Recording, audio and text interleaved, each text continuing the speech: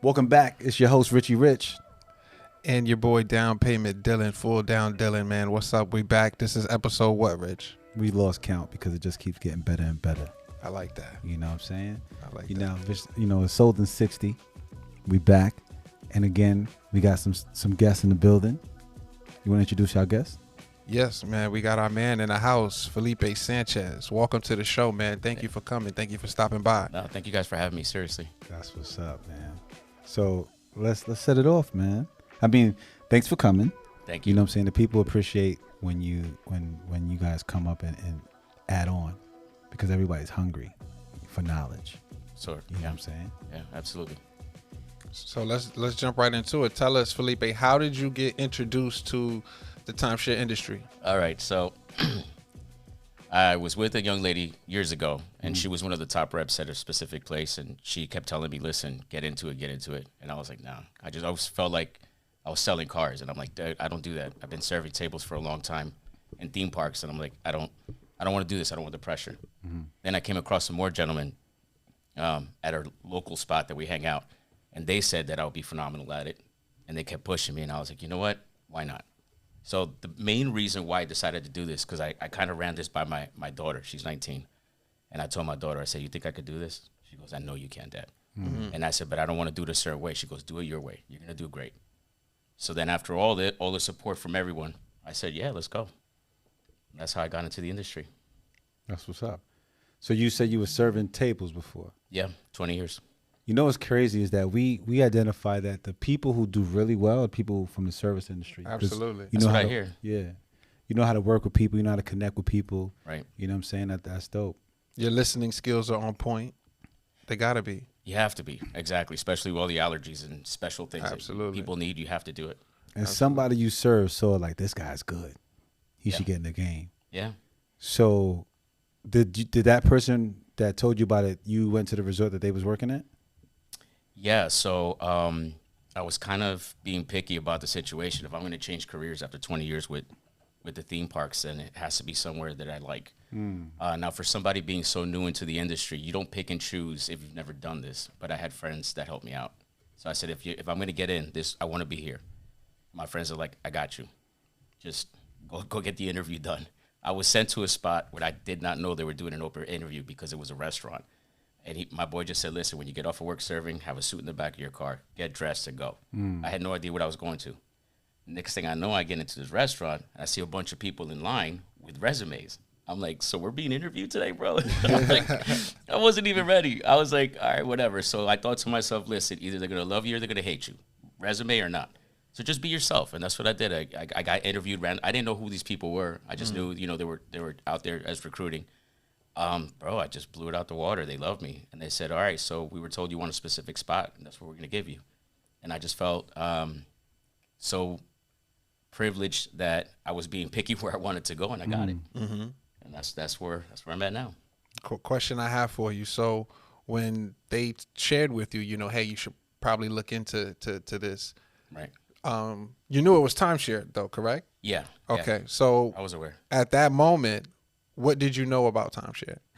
Okay, well, we're going to backtrack to the person I dated that was doing amazing. I just remember that she kept telling me that she was concerned about making the sale, like this and that. I didn't understand what that meant. And she would have a vision board and all this other stuff, and she would go through like her script, and I would have her sit down with me, and we'd just go through it. So I saw some of the pressure behind it, but I also saw a lot of the success behind it. And when I remembered her success, I was like, you know what? I can do that. If she's telling me, I'll never forget her words, you sold me. And I'm like, I don't even know what that means. What does that mean? She goes, you sold me. Like, that's why I'm dating you, because you sold me. I'm like, okay. She's like, you could do this. I was like, wow. But I just wanted to make sure that when I hop in there, I do it my way. It doesn't feel like I'm trying to sell anything. I'm just your friend here. I'm trying to help you out. I'm batting up for you. I'm up here, That's why I decided. It's the same thing for me as serving. Like, you vacation, let me help you. You're hungry, I'll bring you the best. According to your budget, whatever you're looking for. Absolutely. That's it. That's why I decided to do this. Absolutely. Well, first of all, congratulations on bagging a top rep. Well, yeah, it happened, but that's the past. She's then moved on. It's all good. You know what I'm saying? Yeah, thank you. So now you're in the game, right? You got a couple tours underneath your belt. Yep. and I'm pretty sure you're starting to hear the same excuses over and over and over. Is that safe to say, or are you hearing new excuses on the table? Wait, back up. Go ahead. Is it in-house or frontline? Frontline. Okay. Yeah, remember, I'm brand new. Okay. For them to throw me into in-house, that'd be like a disaster, I think. I'm not sure. It happens, though. People get thrown in when I got in the game, I got thrown in the in-house. I didn't even know what timeshare was at the time. So Really? it happens. Yeah, it happens. Okay, so people, this is all new to me. Literally, this is the first time I hear that. Yeah. I've known people that have been in action and shortly go into in-house, but Got you. I'm learning a lot of things. So what they call it, action line? A front action line, yeah. Yeah. Action line, front line. Non-owner. You're Front dealing line. with non-owners. People that don't own the product. All yet. the people that we deal with in frontline are non-owners. Okay, And got all you. the people that we deal with want to get their free gift and bounce. Of course. One of my friends had a runner the other day. Oh, runner. Ah, that's funny. Somebody bolted on them. Yeah, that was funny. But the people that you tour, even though they don't own with your specific company, they probably own with another company. They just don't own with yours yet. That's happened. I've had a family that owned with Sheridan for whatever reason. Yeah. And so I asked them why they came to where I'm at. They said, we just want to see how you do your thing. I was like, all right, well, sure, I'll show you. Yeah. And our product ended up being better. Oh, that's what always happens. We're just looking. Yeah. Yeah. No, I also, at one point, I think I had a couple of tours. The third tour that I had the following day, I was like over it.com with the whole excuses. So the first thing I did when I sat down with them, like, okay, I want to know, how can I help you? Before getting into anything. And they looked at me and they said, honestly, we just, we're not going to buy this and that. I said, all right, it's cool. I said, you have kids. All right. They ended up buying. Of course. Yeah. They already told you they buying when they said we're not buying. Yeah, they're like, Yeah. there are other people that I go to the managers and I'm like, how many tours have they taken? 4. Okay. And you ask them, hey, nice to meet you. How many tours have you done this before? No, it's my first time. I'm like, Yeah. little do you know, we have a little information on you. Yeah. But yeah. Let me ask you this: when you meet a family in the lobby, Yeah. and you go out to get them, hey Johnson family, it's Felipe, nice to meet you. Right. And they say, hey Felipe, nice to meet you, man. But just to let you know, I'm not here to buy anything, man. I don't even really want to waste your time, but I'm gonna go through the motions. When you hear that, especially when it slaps you right in the face in the beginning, what's going through your mind at that time? What's going through my mind is that I'm going to show them what they're currently spending and how we can redirect that. And a lot of people don't actually sit down and take the time to see how much they're going to spend in the future. Until they say those numbers, then I'm like, okay, so do we understand each other now? You're going to spend this anyway. Oh, but we like to look for deals, And I said, how many more tours do you want to take before you can just own your own thing and keep going without having to take your family through a tour? So wouldn't that be nice? Or do you want to keep sitting down every 92 hours, 3 hours, whatever time you spend it with me? Yeah. To me, I don't mind helping, but if that's what you want to do, that's a choice that you're taking your family with. Yeah. So it doesn't faze you when they slap you right in the face and No. say, hey, I'm not here to buy anything? No. That doesn't throw you off your game? No, that doesn't throw me off at all. I think sometimes when it gets more to the financial part of me getting with the manager, can they afford this? And when sometimes you see they can't. All right, so we just went through all this, and they might love it after they said no the first time. But now they can't afford it, so I'm just like, wah, wah. Okay. Yeah. Yeah. Affordability is a better objection or situation than an objection. You know what I'm saying? At least you made them want it. If you made them want it and they can't afford it, it's two different things. Right. So I did my job, at least. So That's way too. I've never been on the action line, front line. So what would you say the quality of your tours are? Like, if you could describe them. The quality of the tours, the families. Yeah. Sometimes you get families that they're seasoned, they're traveled, they're cultured. Other times that these people rarely ever travel. So they leave their lives a little more on the conservative side. So when I show them what the prices are, they go immediately into shocks. And especially I've had families say, yeah, well after this we're gonna go eat the Ponderosa. I'm like. I mean, God bless you. I get it, but you're gonna get dizzy with the prices. But I just keep going with it. I don't think about the money. I just think about helping them out and trying to see where we can place them in our program. Got you. Bring it back for me. I've never seen any other training than the atmosphere that I've been around. So Right. Tell me, what was your experience in training? Was it hard? Was it light? It wasn't difficult to learn. It's just a lot of information, like back to back, especially from somebody who doesn't know specific things. Because in training, they won't use the full word for something, like a TO. I had no idea what a TO was. I'm like, who is a TO? What is a TO? Uncle. Oh, yeah. Tío. I'm sorry, in Colombia, tío.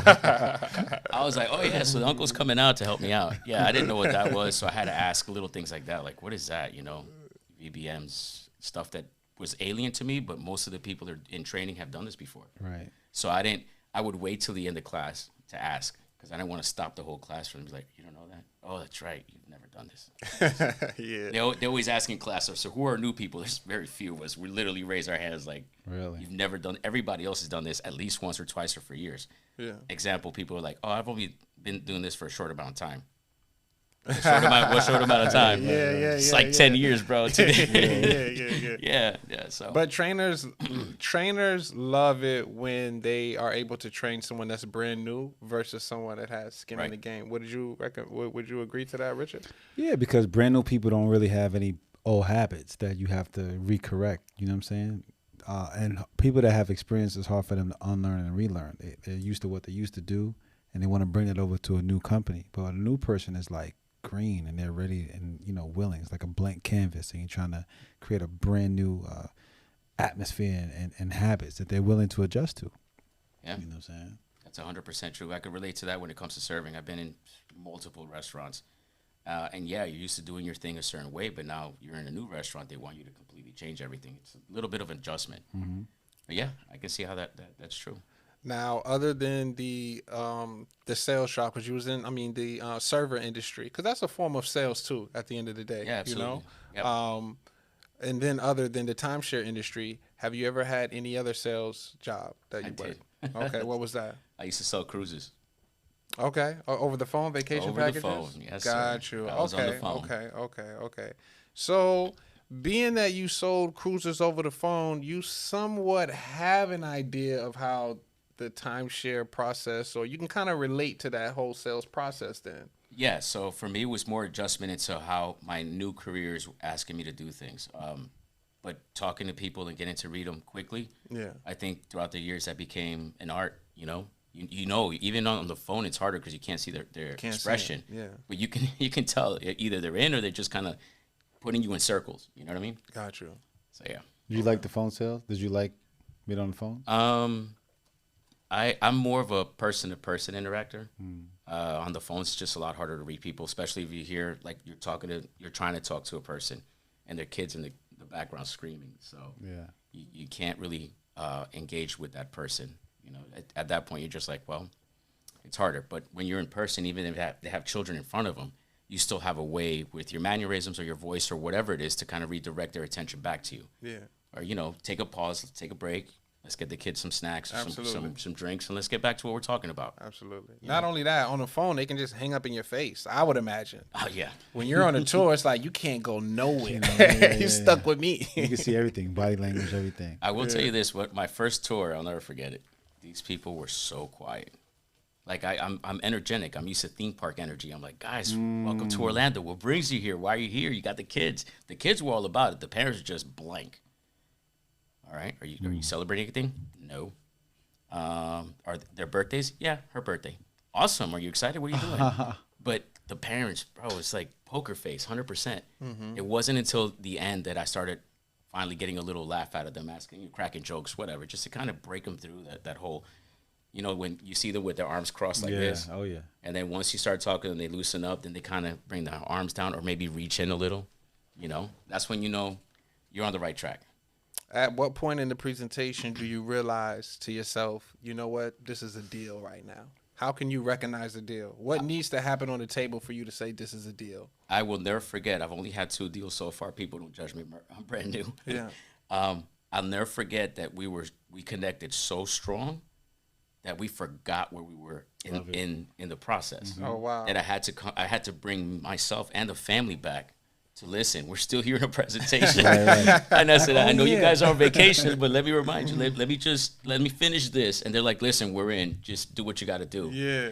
At that point, I knew we were so lost in jokes and conversation and connecting that I was like, man, it doesn't matter at this point. They're in. Yeah. But that's how I knew. And both times that I sold, that's how I knew it was it. That's what's up. Perfect. Got you. It felt right. How many tours you had so far? See, it's been like 2 weeks, right, for me. Fresh on the floor. Seriously, That's fresh, what's up. fresh. I love it. I say I wouldn't have had more than 12 tours at this point, Okay. but I was able to sell 2, so not bad. Yeah, that's good. That's lit. Yeah, That's No, you're good. doing good.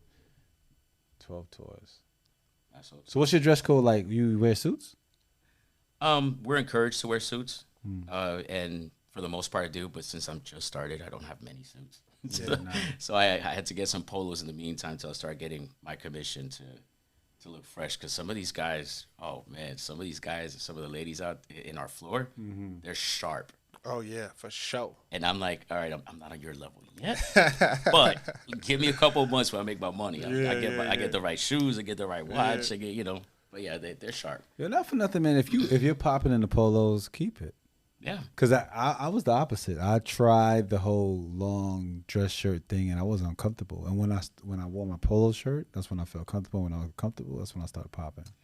Yeah, I try to do as much as I can to keep my appearance not so threatening. Does that make sense? Yeah. Because even when you go to, like, again, that's where my reference was before I started this. You go to buy a car, you see the guy with the Rolex, and the shirt's probably more than your car. Yeah. And they approach you, you're just like, nah, bro. Right. Yeah. But somebody that's more relatable to, like a polo once in a while. Right. Yeah, then they loosen up right away. Yeah, I personally don't buy anything from someone else wearing designer.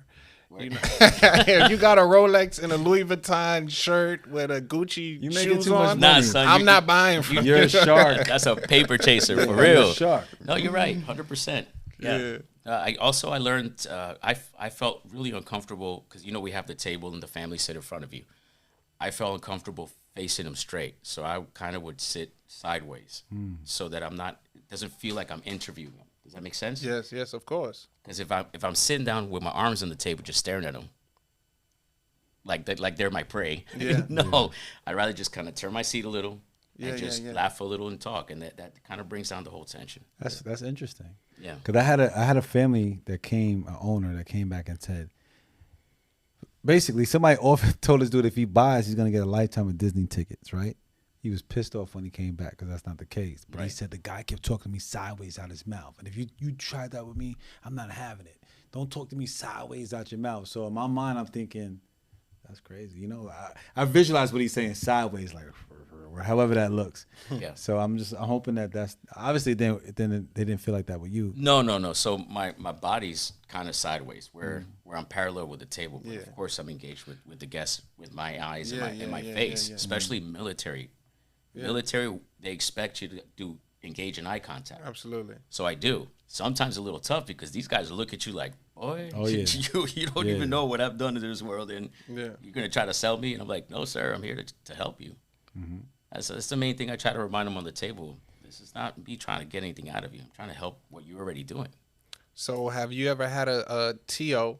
Have you ever had a TO come to your table and probably just hit your table and leave and not give any effort when in the back of your mind you knew that there was something more on that table? You knew that there was still meat on the bone, and you feel like your TO didn't give it its full shot. Have you ever felt that way before? I'm gonna tell you this: the TOs that I've worked with have been pretty amazing. There are some that stand out way more than others. That's for sure. Absolutely. But the TOs that I've worked with up to this point, I mean, let's talk 6 months from now, and I'll be able to redirect that question. But Got you. up to this point, the guys that I've talked to have at least put in a decent effort into trying to help me out to close the sale. So I haven't had that bad experience yet, but I'm not saying it's never gonna happen. Got you. For those that listen and don't know what a TO is, Thank you. It stands for takeover. Takeover. Which is really a manager who comes to the table when it's time to present the options to own. Usually, correct me if I'm wrong, we may present one price to purchase, and then we try to work and get an agreement on a budget that's affordable, and then the manager will come in and adjust that price to make it affordable for that family. Absolutely. All right. So do you work with the same TOs each day, or does it vary, or is it open floor? What's your... No, where I work, they rotate the TO, so you don't always have the same one. But once you reach a certain level in sales, then you can choose your TO. And I have 2 already that I know exactly. It's like the chemistry and the vibe is awesome. So yeah, everybody's different. You don't click with everyone, but once you find a TO, a manager that you click with, and that's the guy you want to work with. Absolutely. Now, I know some resorts have assigned TOs, and then some have rotating TOs. How is your system set up? For us, it's definitely rotating TOs. Okay. Daily or weekly? Daily. Gangsta. So when I walk into the floor, I'll get my sheet for the family. I'll see who my TO is there. But then my next tour, I'll have somebody completely different. Oh, it can change in the same day? Yeah. That's kind of You don't unfair. work with the wow. same TO. So you give one TO a bullet, get another tour, give it to the next TO. It's a deal. He's Sell gonna a be 50-pounder. He's gonna be Yeah. tight. Facts. Wow. Because I remember when I did my first sale, I remember who the TO was. He was awesome. He actually went in there, helped out with a lot of things. He brought a lot of things to the table that I'm new, so I didn't know. He's like, yeah, you could do this, but and then we went back to the office. The one that I had after that, yeah, not happy. Yeah. What's the number one thing that you, from having these, I don't know, 2-3 different TOs hit your table so far? I know you haven't had a lot of deals yet. I mean, a lot of tours yet. But what's the number one thing that you've learned from these TOs hitting your table? If you can drop one nugget from. They all do things very differently. Okay. There are certain TOs that expect you to explain certain things that other TOs explain on the table for you. I don't try to run through numbers on the table, because if I run through numbers, then I'm going to have them all nervous about it. I do show them what the retail price is, and I tell them, well, listen, this is the retail price, meaning you can buy this whenever you want, but our manager or our inventory specialist is going to come in, and we're here to help you out. So I'm pretty sure they're going to help you out with that price. There's others that are very short. You know, if they don't see that they're going to be able to help you with the sale, it's like 2 seconds, boom, boom, and then they walk away. Mm-hmm. And at one point I saw, a little more effort, I think we would have gotten this. Yeah. Absolutely. Have you, with the deals that you have gotten, are these deals that the TO helped you close, or did you pull your own credit card and take the credit card to the TO and say, hey, look what I got? So throw the credit card at them. To be honest with you, what today was it? Yesterday. Yesterday was the first time I was able to ask for the ID and the credit card. Nice. And the guy, Got you. when I, My boy. yeah, I was able to say, I said, look, in good faith, listen, don't worry, we're not going to run your card, but this will show my inventory specialist that you're serious about this. Absolutely. And he goes, yeah. So he pulls out his credit cards. Which one do you want? I said, it's up to you, sir. The one that gives you points. I just need your ID in one of them. So he goes, yeah, my brother, go ahead, take it. So yesterday was the first time. Listen, I'm gonna share this. There's a lot of reps out here that think there's a secret sauce, that there's some special magical trickery that's going on to get these deals, but a lot of reps don't know. All you got to do is ask for the sale. You'll be surprised. And I'm surprised that you're brand new and you're already asking for the sale. You'll be surprised of how many reps are in the industry and they're scared to ask for the credit card. We talk about it all the time. They're scared to ask for the credit card, you know? And then when you get somebody that's asking for the credit cards, getting deals, and you look over at that person and say, oh, what are you doing? What's going on? They're just asking for the money. That's the only difference, at the end of the day. Yep. Well, yeah. I tried it yesterday. I was like, you know what? I felt the connection with my guest, so I was like, yeah, there's no way he's going to tell me no. Right. He's already in. So when I asked for it, I was so happy walking into the manager's office with that ID and that credit card. I was like, yo, I graduated, bro. Yeah. Got their attention. Yeah, for sure. They're going to love you. And you'll be surprised when you grab a credit card and make that walk to the manager. Oh, they watching. Oh, yeah. Oh, believe they're watching. Your tough. coworkers are like, you got a card. Yeah. Damn. Now, that makes them go harder on their table now. Because they're like, oh, Felipe just got a card. All right, let me go harder now. Let me get a card. Those are facts. Those are 100% facts. When I was walking yesterday to the manager's office, I can't tell you. Usually when you're walking through other people's bays or cubicles, whatever, and they see the tour sheet, but that's it. They just look at you and keep doing their thing. When I was walking through with the credit card and the ID, everybody was like, yo, you got this? Like, they were with the family, stopped what they were doing. They're like, they point the fingers at you. You got this? And I'm just like, for sure. I just have head high smile, bro. Yeah, bro, I got this. Okay, and then you come in to work the next day. Felipe, 20,000. Everybody clapping and everything. Right. You know what I'm saying? So how does that feel, man? How does that feel to come in and work the next day and just be recognized for the hard work that you put in the day before? It's the biggest rush ever. Pheromones are like, or pheromones, not endorphins are going nuts because I'm new to the industry. In the beginning, and I still don't know everything about this, but you feel like you're just lost in this maze, right? And then finally, even though you thought you were super lost, and you still are now, you still made a sale. Mm-hmm. You know, when they say, "Oh, it's his first time," and they write it up on the board, we're the new class. Yeah. Right. You know, so it definitely the pride was like a rocket, went through the roof. How many people was in your class? Close to 40. 40 brand new or 40 new representatives Right. ready. Wow. Well, we made it, but I'm very lucky at people that I work with and also people in my class, specifically a couple of them that boost me up. Like we're even in our downtime between tours, we'll sit down at the conference table and we'll hear each other's pitches. We'll write on the board. We'll see how we can help each other. You know, sometimes you go into work and you're nervous and you feel down or whatever. I got my boy that's always there to help me out. He always picks me back up. He's like, "Nah, bro, we got this." And when I don't get the sale, he's like, he looks at me, he smiles, he goes, "Bro, we're learning. Yeah. Don't be mad." You know, like, all right, man. All right. Yeah. So it's nice to have that environment around you and support, for sure. Let me ask you this. Yeah. Is there a difference on the floor than what you learned in training? Absolutely.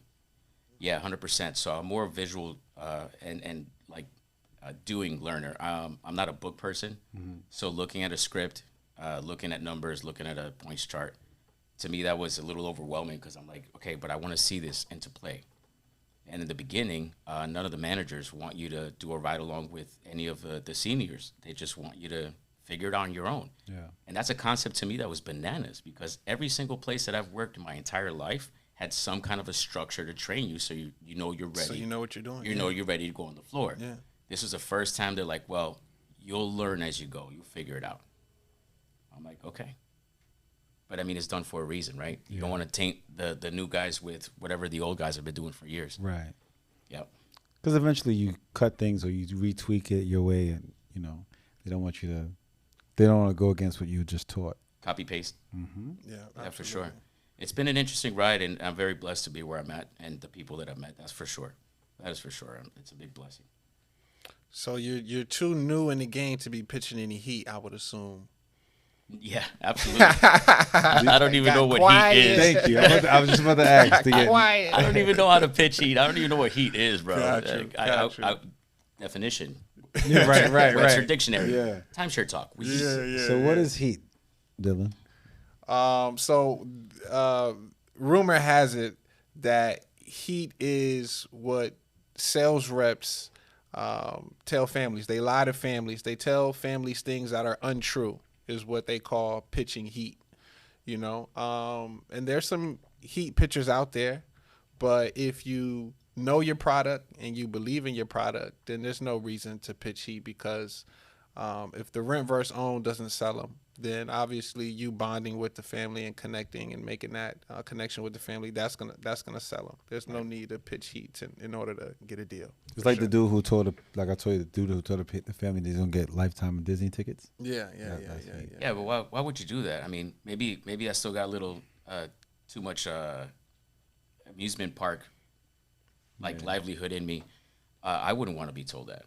And when I talked to my daughter and she confirmed that I could do this, and I this is my daughter, you know, I am a father. I have a family.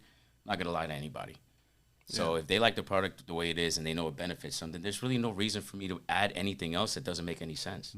Or you're gonna see Smurfs all over the place every time you buy this. No, dude. It's just, it is what it is.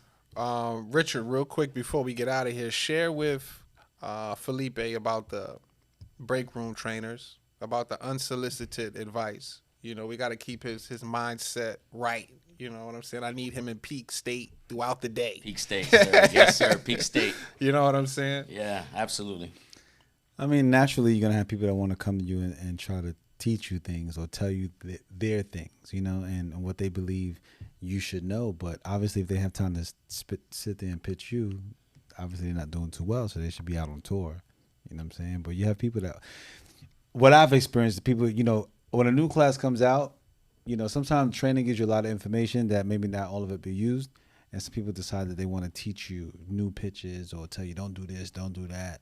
You know what I mean? But anybody that has time to sit down and really just approach a person that they don't know like that or don't genuinely care for their success, obviously there's a reason why you got time on your hands. So maybe you should go somewhere else. You know what I'm saying? That is so true. Yeah. That is so true. Some of the top reps that I know and where I work are nowhere near the break room.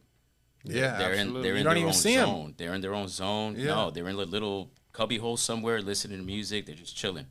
It's all the ones that that are on the bottom of the line waiting for tours. Yeah. That are in the break room trying to teach you. Yeah, trying to give you the ins and outs. Yeah.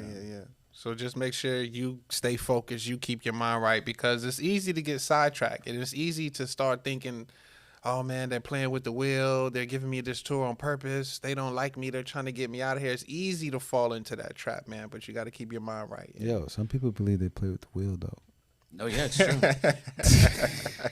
I'm just happy I get tours, man. Yeah, there you go. I'm not about who's I'm what. like you, bro. Listen, I don't. In every job I've had, including serving, servers.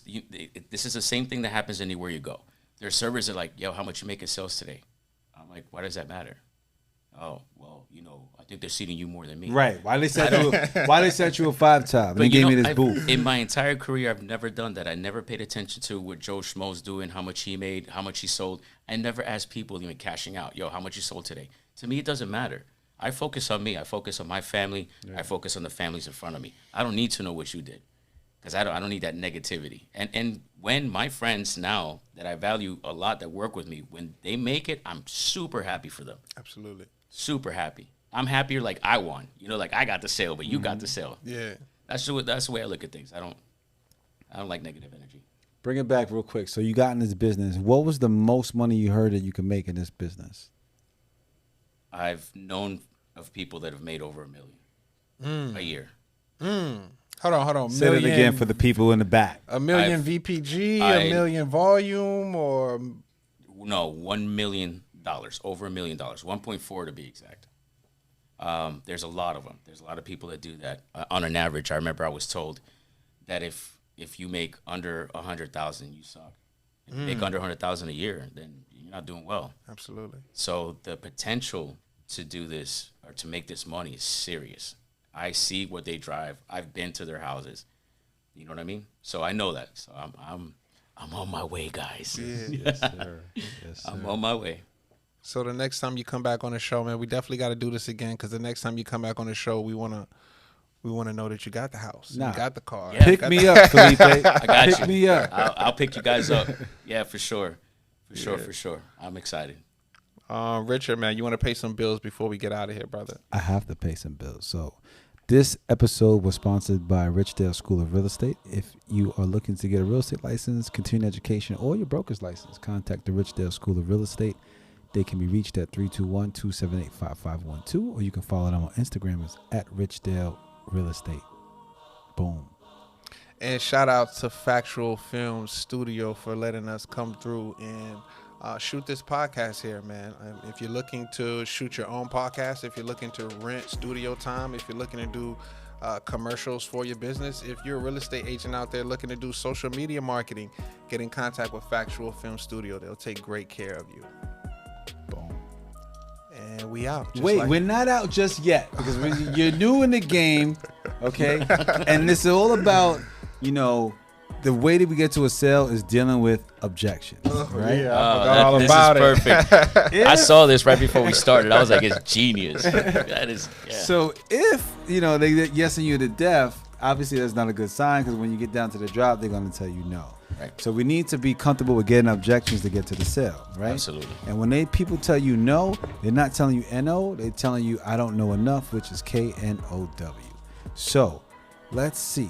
How can we overcome? Let's see. I'm going to cut the deck. Whatever one we get, that's the one we're going to rock. Oh, shoot. I'm doing it all. What's the objection? My parents own already. I can use theirs. How would you overcome that objection? I didn't personally have one, a tour that does that said that, but I know one of our friends did.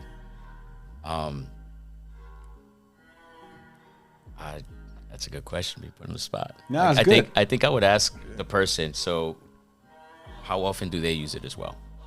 And do you find trouble in between what you want to book because they're already using it? And wouldn't you want to have one on your own so you don't have to rely on somebody else's points? There you go. I love it. That's just the way I would think of it. It's true. I mean, it's like borrowing somebody's car all the time. They're going to use it. So when you need it, you just have to wait until, oh, yo, bro, I can't lend you the car this weekend. We got it. Okay. So why don't you just get your own car, man? Facts. Yeah. You know? You don't want to base your vacation on the hopes of your parents not taking one. Of course not. That's what I would think I would say. But I'm excited to read what's behind that. Well, forget about that. I mean, what you said was good. You know what I mean? Because the objection cards are made for you to exercise your brain and think about. Because there's not one rebuttal. It's many. So that's one. I would use that.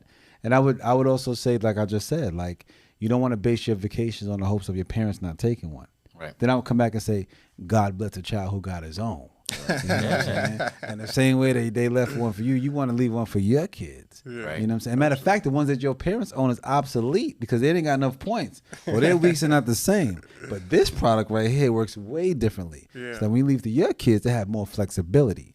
You know what I'm 100%. saying? Yeah. I don't know what this says on the back. But I know what I would say. We just went with it. Yeah.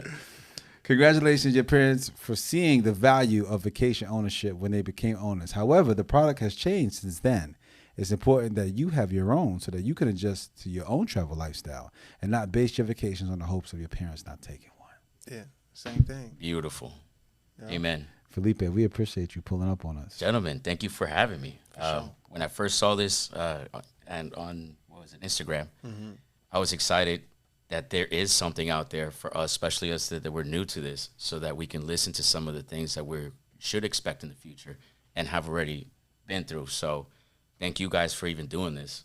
And thank you for continuing to do this because for us, it's a big help, especially for me.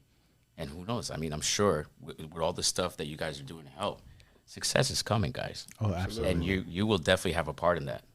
Absolutely. So I would love to come back in the future and let you guys know how everything's changed and how this beginning helped change my life. Heck yeah.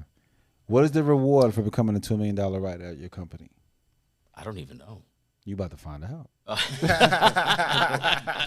You know what I'm saying? I love it. I love it. Thank you, guys. And we out just like that.